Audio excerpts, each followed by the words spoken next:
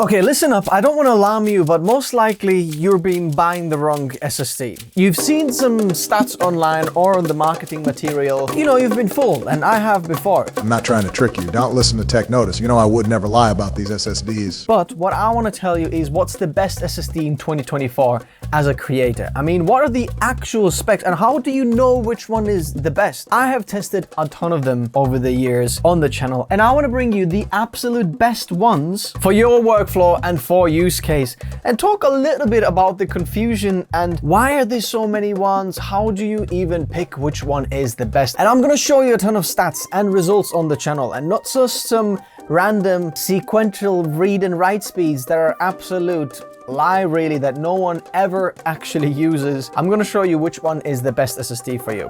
Quite frankly, Obama has always been a liar. Enjoy the video and subscribe to Tech Notice. They are amazing.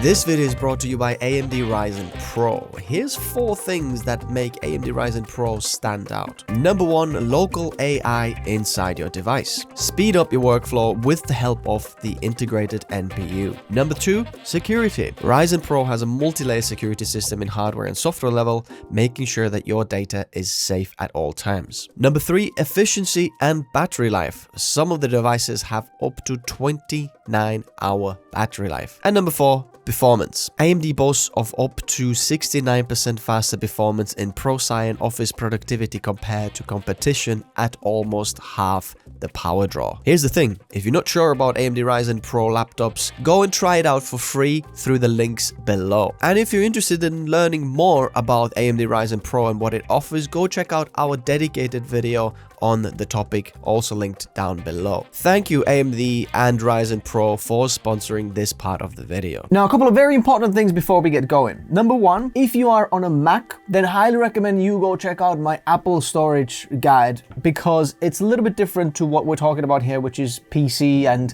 you know, handheld gaming, maybe that kind of thing. Go check out that video linked below. Secondly, everything that I'm talking about will be linked in the video description below if you want to pick any of these things up. And thirdly, if you enjoy videos like this, hit that like button, subscribe if you haven't already. Let's go. Now, before we're gonna go very in-depth and maybe a little bit more complicated, I want to start so that everyone can understand where we're coming from. And even if you've never understood SSDs before, here's a quick conclusion where we have come from in 2024, 2025. We used to have hard drives, and the maximum speed on a hard drive is maybe 300 megabytes per second. Then we had the SSDs on SATA connection here, and that is up to 600 megabytes per second. Now, the upgrade from SATA SSD is an NVMe SSD, which you can see in this M.2 form factor or connection. On generation 3 or Gen 3 can go roughly up to 3,500 megabytes per second. That's 3.5 gigabytes per second, which is roughly about 6 to 7 times as fast as these SATA drives. Then we have Gen 4 M.2 NVMe, which I have over here,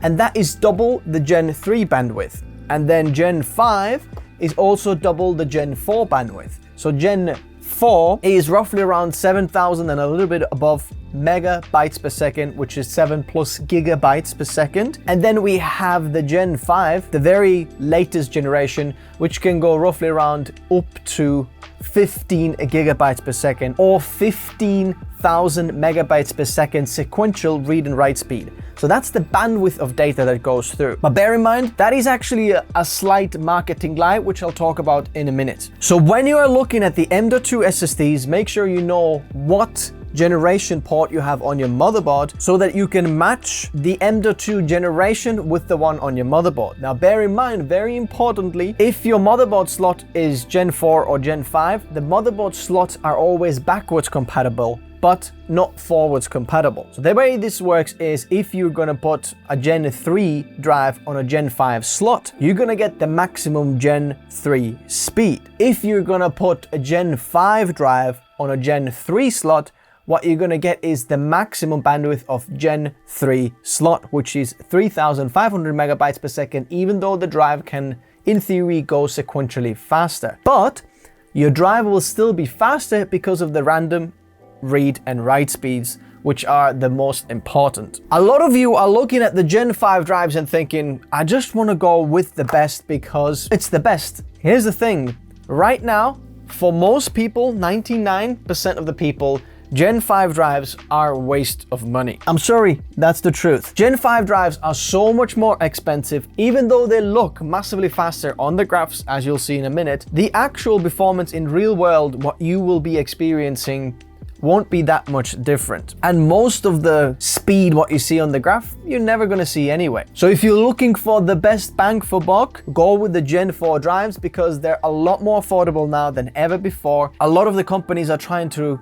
get rid of the stock because they're preparing for Gen 5, which means you can pick up something very, very affordable. Then next of all, let's talk about cooling, because some of the SSDs come with a cooler like this in here, or a lot of them don't have a cooler on. And you're wondering, do I need one? Should I actually get one? This is a high-end drive. Let me just get the one with a cooler because it's obviously better. Actually, you might be making a mistake. Here's why. If you are buying a Gen 4 drive, I would say you don't need an extra cooler on it unless your motherboard doesn't have a cooler on the slot that you're plugging it into.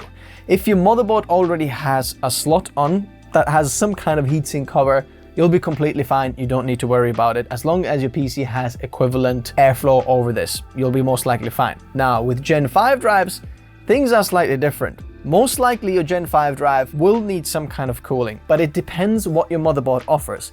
If your motherboard has double-sided cooling and has a beefy heatsink, you don't actually need the cooler for the Gen 5 drive either. But if your motherboard doesn't have dual-sided and a good heatsink, you might want to think about having a cooler for your Gen 5 M.2 drive. Now bear in mind, Gen 5 M.2 drives are a lot more hotter and very important to keep them cool. So cooling on Gen 5 drives is very, very important. What I have noticed is that Gigabyte on their motherboards actually does very good heatsink cooling, which often is both sided, and you can be sure that even if you put the SSD underneath your GPU, it's most likely going to be cooled well. Whereas Asus, and what I've seen on Asus boards, for example, even the ProAd Z790 or Z890 motherboards, only the top slot may have double-sided cooling, but then the rest of them, even though they might be Gen 5 slots, aren't actually double-sided cooling. So very simply, if you're thinking about buying a Gen 5 drive, think about cooling because you'll need it. If you're buying a Gen 4 drive, it's a lot more forgiving not having a good cooling for that. Also, bear in mind the size of the M.2 SSDs. Now, you might have seen something online when they say 2280 or 2280 M.2 SSD. What exactly does that mean? Now, these are the actual sizes of the M.2. All of the M.2 start with 22, and then it's either 30, 60, 45, 80, 110. The 22, the first two numbers mean the width of the M.2 SSD, and no matter what size you're gonna get, they're always the same width. Then the rest of the numbers after the two digits will represent the actual length of the drive. The most common one is the 2280. So this is 80 millimeters long and 22 millimeters wide. And then the second most common size is this one here, which is 2230, which is a smaller one like that. This smaller one goes into your handheld devices, some of the gaming devices that are very popular these days, or some of the laptops that are very, very slim and small and they need to save in weight and space. And that's why they're using the smaller ones. There are also longer than 2280, 22110, which are longer drives. For example, the Intel Optane memory, but it's not that common these days. So let's take a look at some of these benchmarks. I want to start with the fake benchmarks first, because I've seen a few videos online where people are recommending the best SSDs according to the sequential read and write speeds. This is the most ridiculous way to measure SSD speeds. Go ask any one of your friends and tell me which one of them transferred files that they needed the 7,000 megabytes per second. Your SSD file transfer will be bottlenecked with something else. Wherever the files are coming from is not able to gonna provide them that speed. This only works if you've got two Gen 4 M.2s in your PC, both of them Gen 4 X4 slots, and you're transferring files in between them. And even then, your file explorer on Windows will be the bottleneck, and it'll be transferring probably around 4 to 5 gigabytes per second, and some of the bandwidth will be lost. There is very, very few workflows and use cases where you're actually gonna see the sequential read and write speed. So whatever you see on the box that says 7,000 plus megabytes per second, 14,000 megabytes per second, just remember that it probably means a diddly squat. As you can see here, I have tested a lot of them, and even though it's nice to kind of see these stats, most of them are the same speed.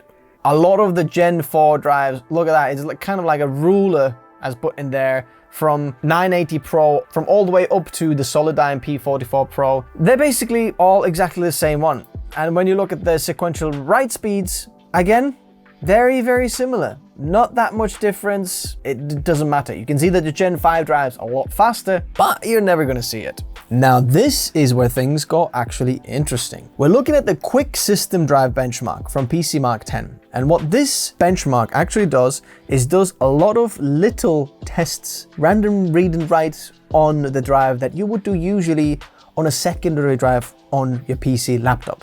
So let's say you've got your operating system where all the programs and systems run, but then the secondary SSD where you store your little documents, files, and you're opening and moving things around a little bit, just like the easy little random read and writes all over the place. How well does this work? So here we can see that the Gen 5 drives, yes, they are actually a bit faster, about 20+% faster than the highest end Gen 4 drive, what you can see in there. And if you're thinking about picking any of these up, take these charts as your guide and take a look at all the links in the video description below and pick the drive that's kind of the best price, because sometimes you lose maybe 5% of performance, which is kind of unnoticeable, but it's 20 or 30% cheaper drive, then please go with that drive because that's a much better deal. Then moving on to the full system drive benchmark. Now this is probably the most important graph for most people because this will tell us exactly how good the drive is for the operating system and programs, because for most people, you will want to have an M.2 drive where your operating system and your programs are running on. And this tests exactly that. It runs the drive through its paces, and you can see that the Gen 5 drives, yes, they are on top of the chart, but I would say that the best bang for buck there is roughly the Solidigm P44 Pro and Samsung 990 EVO Plus, one of them with DRAM, one of them without, and they are kind of the best ones for the full system drive. So if you're looking for a drive for your operating system and for programs, this chart is the most important one for you. You're probably gonna see a lot of these drives on sale different times, and if you check the links in the video description below, you can find the latest pricing. But I would say if you can find the Solidigm P44 Pro on a good deal, Samsung 990 EVO Plus or 990 Pro, they will be really, really good high-end Gen 4 drives that perform very, very well. If you want to spend a little bit extra, the Gen 5 drives, probably the best. This crucial T705 is the best drive I have tested, and it's absolutely ridiculous. Bear in mind the Teamgroup Z490 2TB drive is almost the same within margin of error, but a lot more affordable, so might want to check that one out as well. If you're a creator, you know that you're gonna have to slot your storage system in different drives and kind of have a storage workflow system in your PC. Highly recommend my dedicated video to go check out that, where I'm actually explaining what is a cache drive, operating system drive, project drive, archive drive, how should you actually label them, and so on. This here is a drive consistency test, and this absolutely hammers the drive in kind of an unhealthy way for about 20 hours or sometimes even more. It writes over 20 terabytes of data on the drive, fills the drive at least 3 times, and it does it extensively to measure how well does the drive keep up with its speeds even at constant workflows. So this is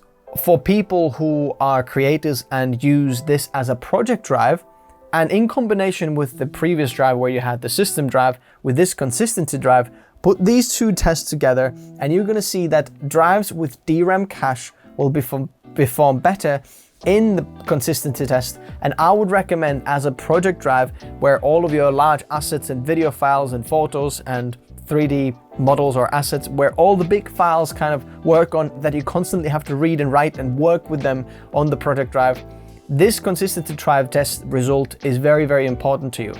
And if you're a creator, I highly recommend getting a DRAM cache drive for this because it will just help with some of the more frequent sequential read and write speeds, writing onto the file or reading onto the file, because reading the project files can be a little bit more sequential, whereas on the actual quick system drive benchmark, if you use a drive without the DRAM cache, like a 990 EVO Plus, for example, which uses a host memory buffer, it can still perform very well because it doesn't need to write loads of files. It just needs quick reads and writes, which it will do very, very well. Now, this here will show that the Gen 5 drive T705 from Crucial is absolutely killer. It's like way above anything else. So if you're looking for the best project drive and you have the Gen 5 slot, this is the best drive, okay? But if you're looking for a very good drive that still is kind of affordable, then take a look at the KC3000 from Kingston. The 4TB drive is absolutely amazing. It has DRAM cache. It's very, very well performing drive. As you can see, this in my testing is the best Gen 4 drive that I have tested. But bear in mind, this is the 4TB in size. And if you look at the WD SN850X, which is also 4TB in size, this Kingston drive, for some reason, performs a lot better. But bear in mind, it is a little bit more expensive than the SN50X from WD. The Samsung 990 Pro 1TB drive is also very, very good. If you can find the 4TB drive of the Samsung 990 Pro, it's going to be amazing as well because it has DRAM cache, very high quality drive. It's like a professional grade drive. So as a creator, that's what you might want to go for. Now, you might also be thinking, what about cache drive? You know, what about that? Because this kind of isn't mentioned in here. I would say that the cache drive is more like the operating system drive, that it needs to read and write kind of smaller files, not as big as, you know, you have the project drive. So if you're looking for the cache drive, take a look at the full system drive benchmark, and then I would use the same results for your cache drive. Here's the thing, there's a few more things to consider. Number one, which is the capacities. Depending on your needs, you might actually need a lot more storage.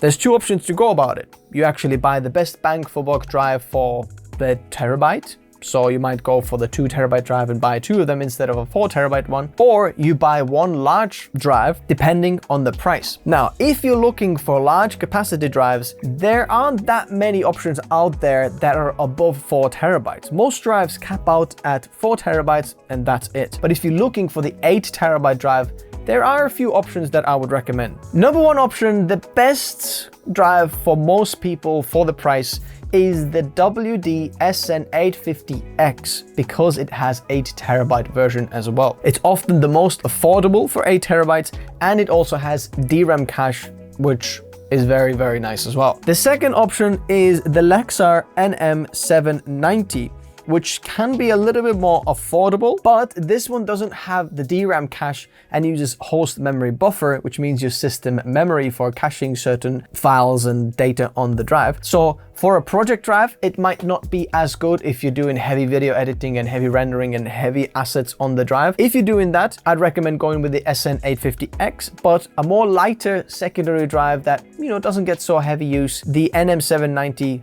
will be very, very good. But check the prices because the SN850X might be actually a better price. And then the third most expensive option is the Sabrent Rocket 8TB drive. That one has the best performance and also DRAM cache. So if you're looking for very solid performance, high-end drive, probably the best one out there.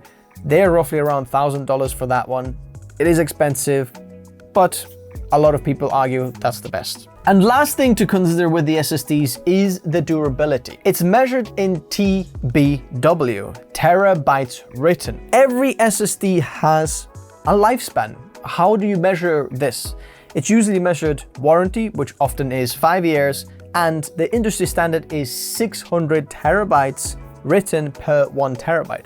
So if you've got a 1 terabyte SSD, then the warranted life of this SSD is 600 terabytes, which means you can write 600 terabytes on it and then delete it.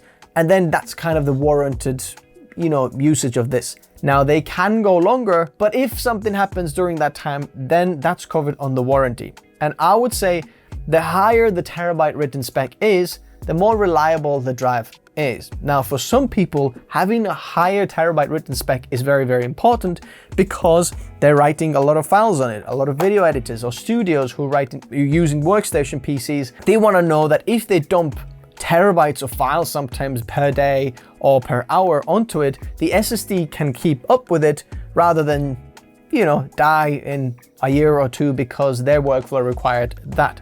There's two ways to go about the terabyte written spec. One is to look for a drive that has more than the average terabyte written spec per 1 terabyte. One of them is the Seagate FireCuda 530, which has incredible terabyte written spec, a lot higher than your usual one. Go check that one out. You can write, I think, 97% of the drive capacity every single day for the next 5 years. And this is the warranted use of this, which is ridiculous. So when looking around the SSDs, look into the specs and then see the terabyte written spec. If it's higher than 600, it's above average. Then the second way to go about with a higher terabyte written spec is go with a higher capacity drive, because terabyte writtens is actually per 1 terabyte. If you go with a 2 terabyte drive, often the terabyte written spec also doubles. So if we're looking at the Samsung 990 Pro, for example, or Samsung drives, then it doubles as the capacity doubles. 2 terabyte will have 1200 terabyte written spec, 4 terabyte will have 2400 terabyte written spec. And if that is very important to you, going with 4 or 8 terabyte drives will actually help you maintain the drive's life actually a lot longer. You go check out the links in the video description for the best SSD, but there are also some mistakes that people make when buying the M.2 SSD. Number one is not checking your motherboard manual, because if you look at all my motherboard reviews on the channel, we go in depth making sure that there's no switching going on, which means that sometimes you think, I'm gonna go with a Gen 5 drive and I'm just gonna plug it in here because it says it's Gen 5 slot. But what you don't know is you're actually gonna lose some other bandwidth something else, because these days the Gen 5 drives or Gen 5 slots on the motherboard share bandwidth with something else like your GPU slot. So you might be losing bandwidth somewhere else just because you want to go with a higher end Gen 5 drive. And that's one of my main reasons why maybe you don't need to go with a Gen 5 drive, because actually the hardware is not yet ready and you're losing some of the other things in order to have the best of the best. Second thing is buying too low of a storage. What I have seen in my experience is that when you go below 1 terabyte, the price per gigabyte is absolutely ridiculously high and it's not worth it. You're thinking, I'm gonna save $20 and I'm gonna go with 512 gigabytes instead of 1 terabyte, for example. But if you look at the price per terabyte, you're getting such a bad deal for that 512 gigabyte SSD. And it gets even worse when going 256 or 128 gigabyte drives. The deal gets worse and worse. I would say the sweet spot is the 1 terabyte and sometimes the 2 terabyte drive, depending where your budget is. But don't go too low on the actual SSD drive because the price is kind of a ripoff. The third mistake I see people make is removing the sticker or the cover on the SSD, thinking that you need to remove it in order to install it. Actually, the golden rule is don't remove it, because there's a few things that happen with the actual covers on there. Depending on the SSD sticker or cover, sometimes it's not just a sticker, it is actually a heatsink. For example, you look at the Teamgroup ones in here, both of them, this here is a graphite or graphene cover on the white one.